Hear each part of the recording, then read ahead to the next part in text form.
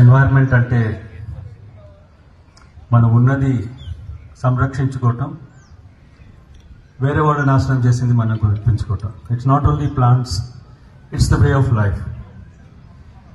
మనము చేసే ప్రతి దాంట్లోనూ వేస్టేజ్ తగ్గిస్తే automatically you generated so much extra, whether it's current, water, electricity, or anything else you do. Just look at it. Am I harming the mother nature which is there?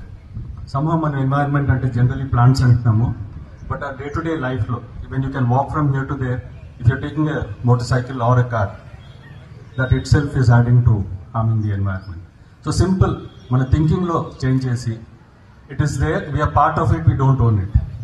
When you live like a tenant, you would actually take care of it in a proper manner, because you know you'll get punished, you'll get charged for it.